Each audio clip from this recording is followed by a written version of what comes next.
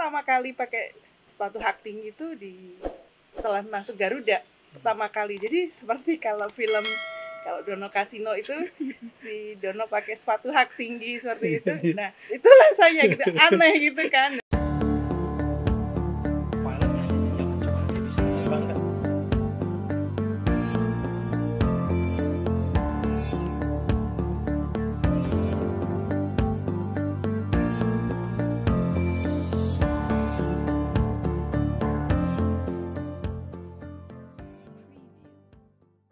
Narasumber kita kali ini sungguh istimewa. Beliau adalah pramugari atau flight attendant di maskapai Bintang 5. Beliau adalah Ibu Edi Retnati. Apa kabar? Baik, Ibu Edi Retnati. Alhamdulillah. Sehat-sehat selalu ya. Alhamdulillah. Iya. Untuk sementara kita lepas masker, kita sudah menjaga jarak, Iya. kemudian mencuci tangan, Ya. gitu. Dan masing-masing sudah melakukan antigen juga ya, Profesor ya. Iya, pasti kan. Pasti ya, karena sekarang aturannya seperti itu ya. Di Iya. hampir semua destinasi kita harus Betul. melakukan antigen ya, Profesor ya. Iya, betul. Sementara saya lepas sebentar Iya, ya. baik. Oke, Profesor. Profesor, Saya caput juga. silakan. Iya. Ibu Edi Retnati atau biasa dipanggil Perser ya? Iya, perser. Perser ya. Iya, Kalau betul. service manager itu kan biasa dipanggil Perser ya? Iya, biasa begitu. Betul ya? Iya. Ini kan 34 tahun. Hampir 34 tahun sebagai flight attendant Iya, betul. di PT Garuda Indonesia Iya. ya, Perser ya? Iya. Ini gimana ceritanya, Perser? Hampir selama ini gimana sih cita-cita pertama kali bisa menjadi pramugari itu bagaimana, Perser? Iya. Sebetulnya pekerjaan ini sejak kecil saya inginkan ya. Terus karena saya rumah saya dekat Halim, jadi sering lihat pesawat.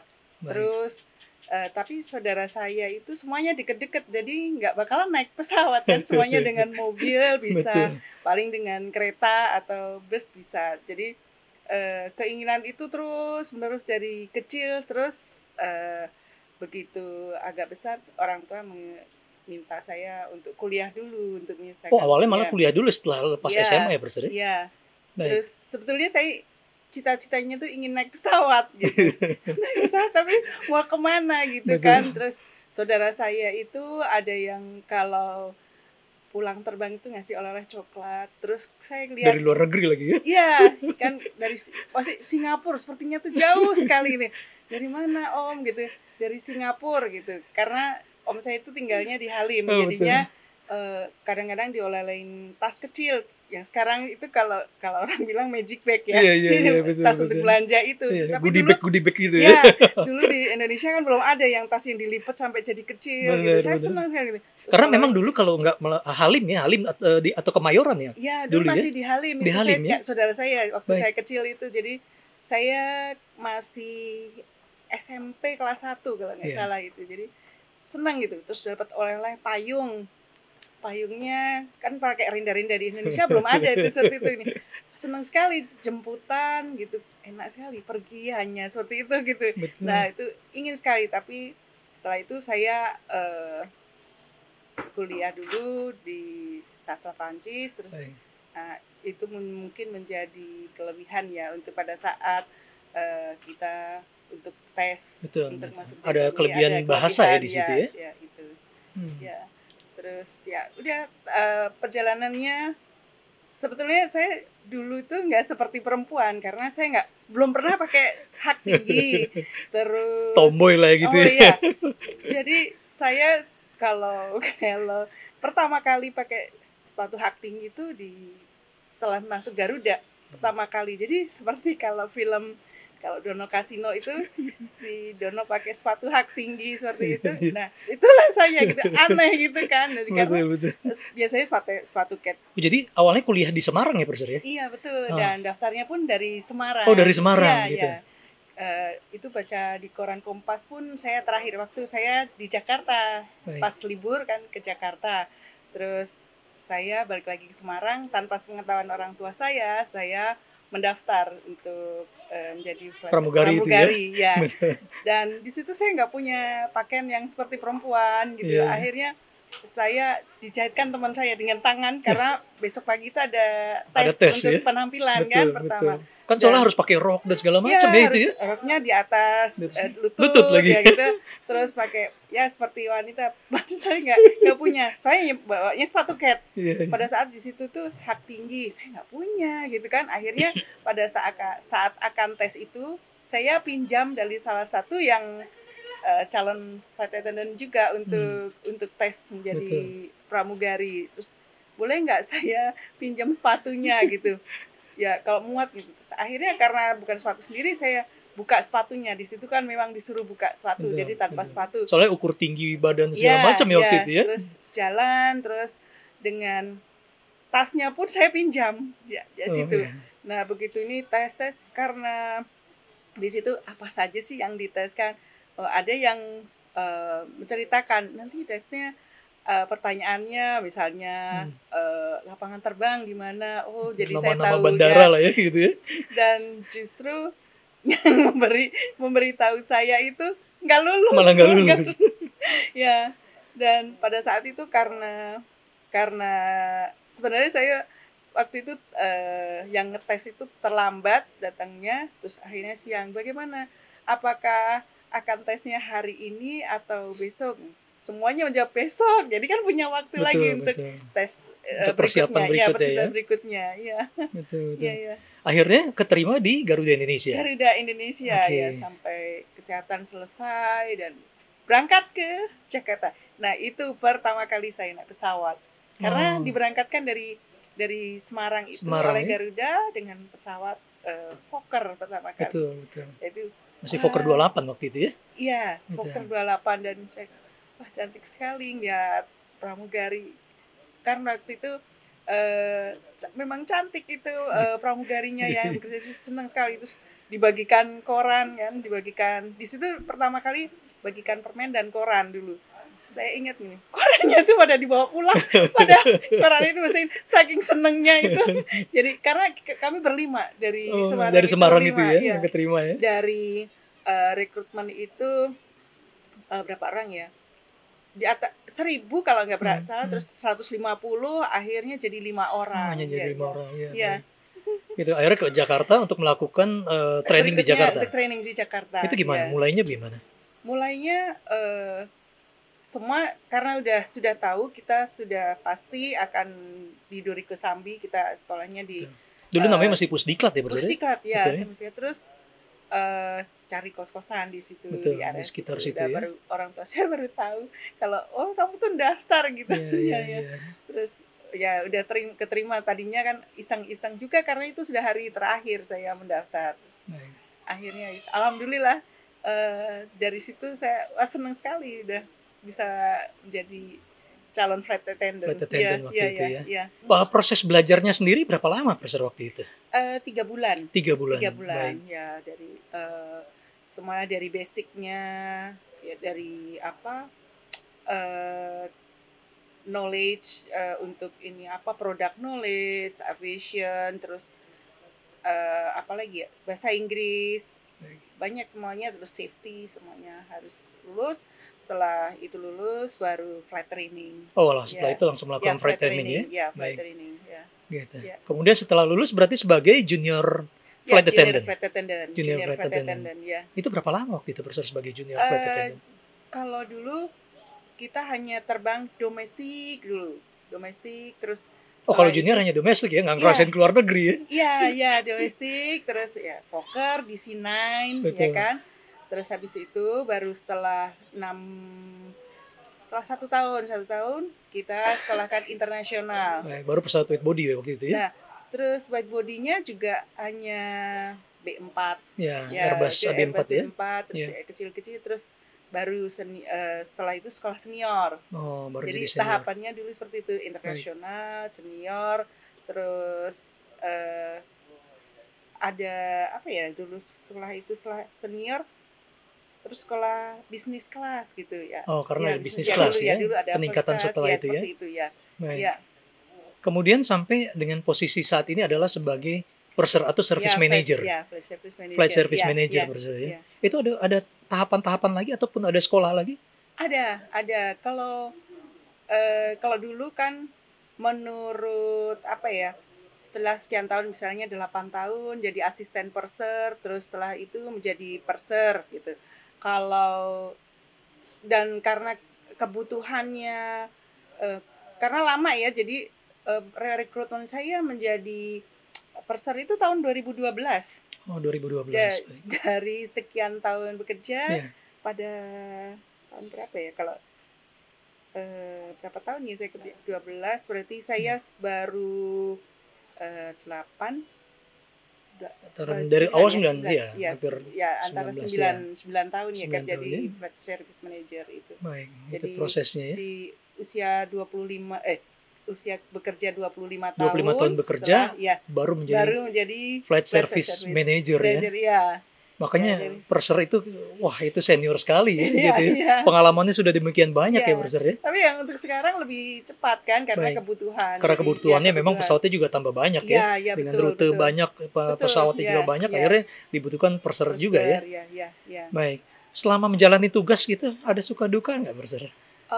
Lebih banyak sukanya walaupun saya sudah sekian lama, saya waktu pendaftarannya masih ingat. Jadi duka dan sukanya lebih banyak sukanya. Jadi dari itu membuat orang itu merasa nyaman Betul, gitu. betul. Sangat Termasuk cepat jalan-jalan sekali ke luar negeri tadi ya. Pasti iya. Jadi cita-cita saya naik pesawat tercapai, Iya. keliling luar. Tidak hanya saya, keluarga saya pun bisa Betul, menikmati karena ada itu semua. konsesi ya, Iya, yang iya, bisa betul, dipakai oleh betul, keluarga betul, inti iya. ya. Iya. Baik, Iya. gitu. Hampir 34 tahun bahkan sekarang sebagai instruktur ya. Iya. Di 2012 juga Iya. selain flight service manager adalah instruktur. Iya. Dalam bidang apa instrukturnya itu? Saya social grace. Social grace. Apa ya, tuh? Boleh social diceritakan? grace itu adalah bagaimana kita berinteraksi secara anggun. Jadi disitulah membentuk seorang flight attendant untuk menjadi apa yang diinginkan oleh Garuda. Ya, di situ kan kita flight attendant itu asalnya dari background, asalnya sukunya dari bermacam-macam. Nah, di situ kita bentuk menjadi seorang flight attendant yang identitasnya Garuda itu seperti itu ya. Karena juga membawa nama bangsa membawa juga ya. Bangsa ya. Betul. Itu ya. Baik, berarti social grace ini juga berhubungan juga karena Garuda Indonesia adalah maskapai bintang 5 yang juga berafiliasi dengan SkyTeam gitu. Termasuk itu ya? Iya, karena semuanya dengan kriterianya ada kan, kita join dengan SkyTeam itu ada kriterianya. Baik. Nah, harus bahasa Inggris, harus attendant-nya perilakunya sesuai yang ada di SkyTeam. Betul. Ya. Bahkan pada saat kita masuk di beberapa negara pun harus ada local interpreternya ya. Begitu ya, Profesor? Iya.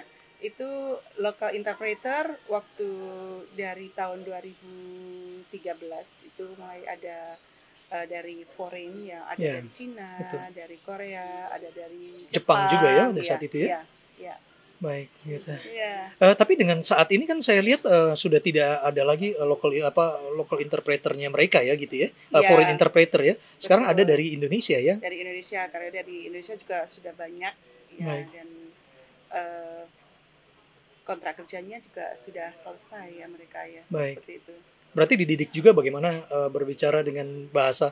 Contohnya misalnya kita ke Saudi Arabia gitu, kita dengan bahasa Arab ya, dengan bahasa interpreter Arab yang punya background bisa berbahasa asing lebih diutamakan karena di Garuda tinggal melatih lagi apa yang misalnya untuk announcement ya. Baik. Seperti itu ya. Jadi adik-adik teman-teman yang mau ingin jadi pramugari pun juga jika mempunyai kelebihan bahasa itu lebih baik ya. Oh ya, lebih baik itu akan diprioritaskan. Diprioritaskan ya. Seperti Profesor ini kan bahasa Prancis ya. Di waktu itu comment allez-vous. Ya, très bien merci.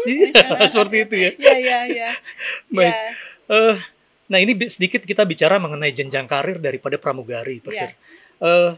Apa aja sih jenjang karirnya sebenarnya? Ya, ranknya dari seorang flight attendant itu yang paling tingginya purser. Jadi flight attendant, terus yang paling tingginya purser. Untuk function itu ya FA1, terus baik. Ada maître de cabine atau MDC yang biasa disebut seperti itu. Baik. Ada manager cuisine dan chef.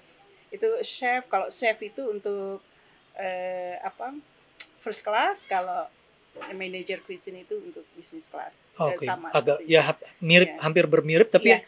chef itu berarti ada chef on Chef on board, set on board ya, COB itu pakai lah ya COB, disebutnya, COB ya. ya disebut COB terus. Ya Baik. itu. Oke, berarti adalah pertama adalah junior flight attendant itu, Ya. kemudian menjadi FA1.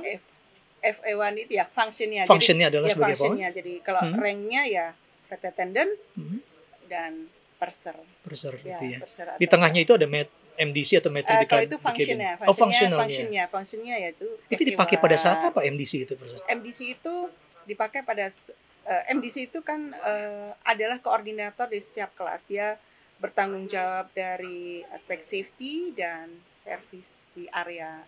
Oh, jadi area first class, ya, MDC first class, betul. MDC dari business class, MDC dari economy class. Dia bertanggung jawab dengan safety dan semuanya yang ada di situ. Kemudian baru melaporkan kepada purser gitu ya. Purser, ya, sebagai pimpinan tertinggi flight attendant ya pada saat itu ya. Purser kan bertanggung jawab semuanya. Sedikit mengenai pengalaman terbang purser. Ya. Dengan waktu yang demikian lama, beberapa macam rating pesawat. Ada pengalaman-pengalaman apa selama terbang, purser? Oh, waktu saya masih junior justru mengalami bumping waktu penerbangan ke Hong Kong.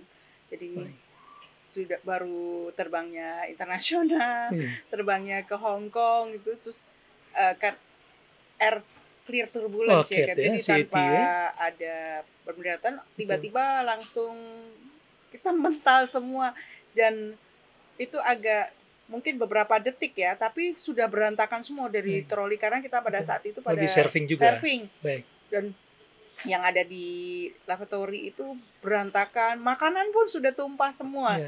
Tapi pada saat itu udah tumpah, udah berantakan, sudah nggak ada yang utuh gitu. Tapi penumpang pada saat itu tuh kita nggak bisa menyajikan karena sudah tumpah. Tapi penumpang menyampaikan, saya lapar. Akhirnya gini, gimana ini jatuh-jatuh dimakan juga. Ya memang waktu itu sulit sekali ya. Sulit sekali ya, karena gini, mengapa gini udah nggak ada lagi gitu. Tapi ya pada saat itu ya penumpang nggak apa-apa gitu, nggak ada. Ya, memang waktu itu juga perjalanan jauh juga ya. Perjalanan jauh. Dan memang itu kan cuaca kita nggak tahu kan. Terus yang kedua waktu itu 2006 saya terbang ke Makassar, pecah ban kan, tapi pada saat akan take off gitu. Oh, baru mau take off ya, berarti di Cengkareng, tapi kita nggak tahu. Nggak tahu pada saat itu. Terus kita tujuannya sebetulnya pesawatnya ke Manado. Terus akhirnya mendarat ke Makassar. Oh, akhirnya divert ya. Iya, divert ke Makassar. Mungkin pada saat take off tidak ketahuan bahwa pesawatnya ban pecah. Belakang, itu kok belakangnya ada serpihan seperti itu. Jadi kasih tahu, terus akhirnya dan diinformasikan kepada pilotnya bahwa terjadi pecah ban ya. Iya. Sehingga dilanjutkan untuk divert ke Makassar ya. Walaupun tujuannya ke Manado ya. Manado, iya. Baik, tapi semua aman-aman saja. Aman-aman saja. Semua kan sudah terlatih ya.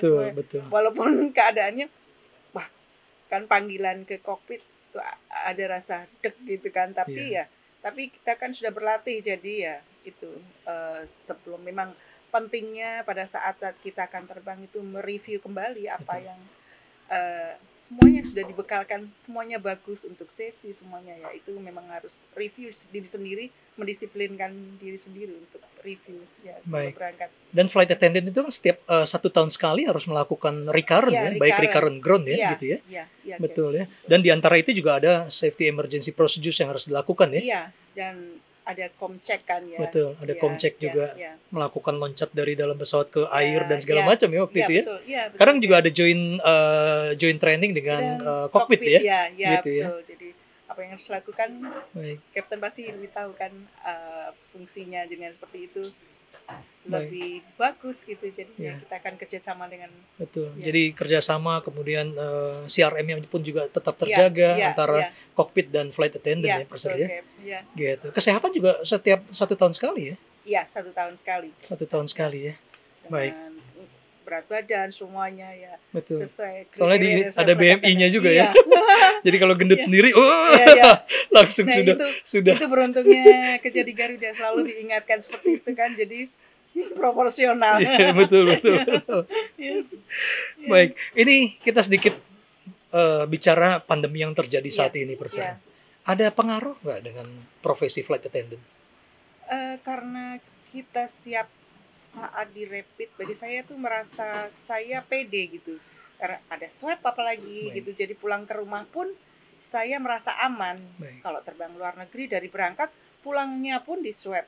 Jadi yang di rumah juga saya merasa aman karena Setiap transit pun Garuda Indonesia melakukan penyemprotan disinfektan dan kita ada HEPA filter Iya, pastilah di iya. setiap pesawat itu ya. ya kita umumkan ke penumpang dan penumpang juga merasa nyaman. Saya lihat dengan jaga jarak, kalau ada yang mau duduk bersama dengan keluarga harus ada surat, dia harus menandatangani dan seperti itu sangat bagus. Jadi penumpang saya lihat ya semakin banyak karena percaya dengan Garuda. Baik. Ya, Ya, karena tetap social distancing yang dijaga di dalam Dijaga. kabin pesawat pun tetap iya, tetap dijaga dilakukan seperti itu. Ya. Baik. Ya. Bahkan saya lihat dengan ini penumpang juga yang walaupun pendek diumumkan, disarankan dari pemerintah supaya tidak buka masker. Baik. Untuk makan yang kalau pendek, jarak pendek kan. Oh, di bawah 90 Ya, menit saya dengar ya. untuk rute pendek itu Pendek walaupun dikasih makanan makan, tapi diharapkan disarankan diharapkan nanti baru tidak, dibuka ya. Dibawa, lebih baik dibawa pulang Baik. gitu. Tapi saya lihat mematuhi semua. Baik, Jadi penumpang pun sadar ya sadar untuk ya, melakukan dan itu ya. saya lihat bagus sekali gitu ya. Jadi saling bekerja sama gitu bagusnya. Ya, bahkan di beberapa rute sekalipun ada yang memakai face shield dan APD ya. Ya, untuk charter ya seperti itu, seperti penerbangan ke Ambon dengan face shield seperti Baik. itu. Terus yang dengan charter bahkan pakai APD seperti itu. Jadi untuk kru juga merasa aman. Kan Aman ya. bisa, dan di announcement kan kita tidak berbicara dengan kru dan Baik. seperti itu. Jadi Betul sekali. ya, Dan khusus untuk rute internasional pun setelah pulang dari rute internasional harus melakukan swab ya. melakukan swab ya. Jadi Betul. sebagai kru juga rasanya aman, mau berangkat swab, pulangnya swab. Bagi saya itu merasa membuat saya percaya diri untuknya.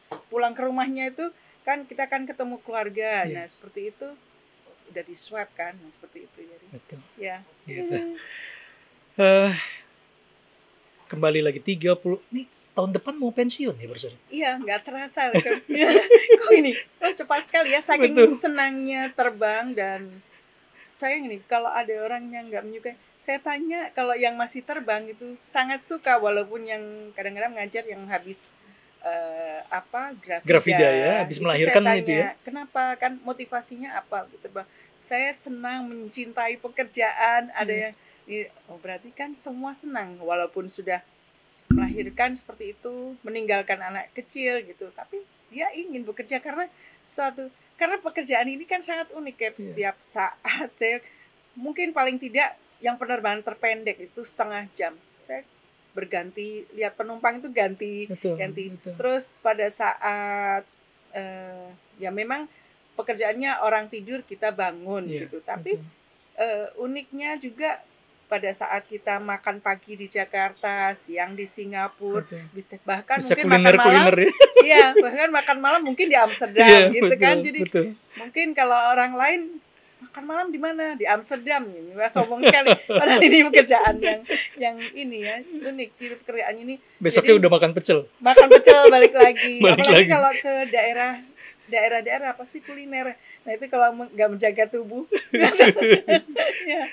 ya, itu yang menyenangkan. Jadi membuat kangen. Bahkan ada yang misalnya sudah pensiun, ada kesempatan untuk flight haji. Seperti itu kan.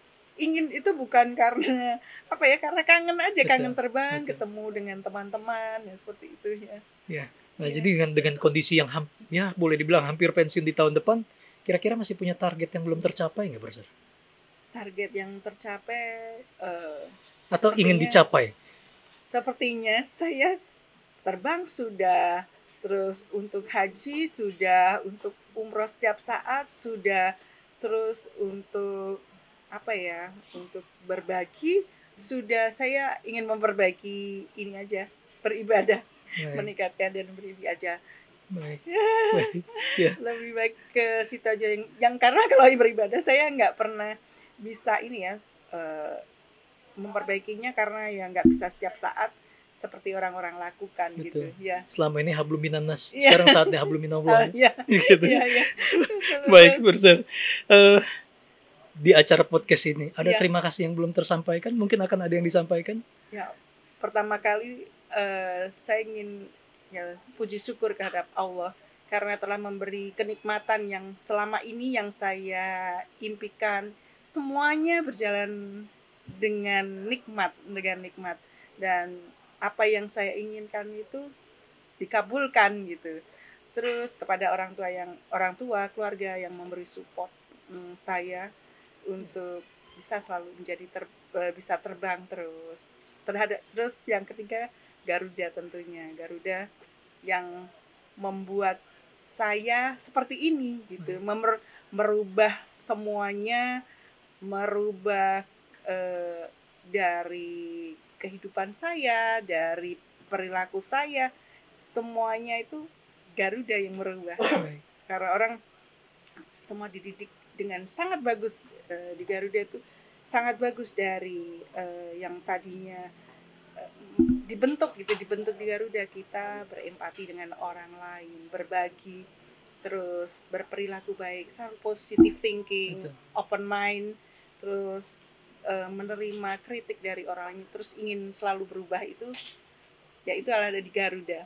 Jadi kita kalau terbang itu ya selalu positive thinking. Kita melihat penumpang yang misalnya marah, karena kita sudah dibekali kalau ada orang marah itu kita sikapnya seperti ini. Jadi kalau gimana cara membuat orang nyaman, karena kita bekerja di bidang servis, ya kita selalu membayangkan yang di hadapan kita itu orang tua atau keluarga. Seandainya saya berperilaku kasar, tentu saja mereka nggak nyaman dan sangat-sangat menyakitkan gitu. Jadi saya selalu berpikir customer itu seperti keluarga ya. Iya, jadi mereka merasa dekat dengan saya, merasa nyaman karena ya yang melayani seorang keluarga gitu dari keluarga kita. Jadi itu yang membuat hubungannya dengan penumpang merasa erat ya. Dan ini juga diajarkan kepada junior flight attendant ya. Iya, betul. Karena bekerja itu kalau saya ibadah, ya kan? Jadi harus dengan hati. Kalau kita bekerja dengan hati, semuanya akan berjalan dengan baik. Nggak mungkin kita kalau bekerja dengan hati orang akan membentak-bentak kita, nggak mungkin. Jadi semua akan berjalan dengan baik dan return kepada kita juga baik. Ya. Betul sekali. Sedikit sebelum penutup, Profesor, ada pesan nggak buat generasi muda kita ataupun adik-adik kita yang ingin menjadi flight attendant? Menjadi flight attendant, teman-teman, untuk adik-adik kalau ingin menjadi flight attendant, belajar yang baik, belajar ya bahasa Inggris terutama karena itu syaratnya, dan perilaku yang baik. Terus kalau ingin bekerja di servis ya tentu saja kita dengan hati, jangan merasa nanti kalau menjadi flight attendant kok ternyata capek ya, itu berarti bukan dengan hati. Terus apalagi ya, kalau teman-teman ingin, jangan bergaul dengan hanya satu kelompok. Jadi bergaullah yang lebih luas, karena nanti kalau sudah menjadi flight attendant ya jangan hanya dengan teman-teman junior saja, tapi ya dengan senior, dengan kokpit, supaya apa? Ilmunya tambah dan wawasannya lebih luas. Dan jangan berpikir menghitung, saya belum target nih sampai mendapatkan sekian, enggak. Tapi kalau semua ini akan diatur, sudah ada yang mengatur ya kehidupan sudah kita. Diatur juga ya rezeki kita, jadi nggak usah dikejar. Kalau kita bekerja baik, pasti itu rezeki akan datang. Hasilnya akan kembali juga ya. Akan kembali, ya. Baik. Terima kasih, Profesor. Akhirnya harus kita akhiri obrolan aviasi kita kali ini. Saya terima kasih sudah dapat bertemu. Semoga kita bertemu lagi ya. Bertemu lagi, insya Allah. Khusus di penerbangan nantinya ya. Iya. Baik. Akhirnya harus saya akhiri obrolan aviasi kita kali ini. Jangan lupa like, komen, dan subscribe. Terima kasih. Terima kasih.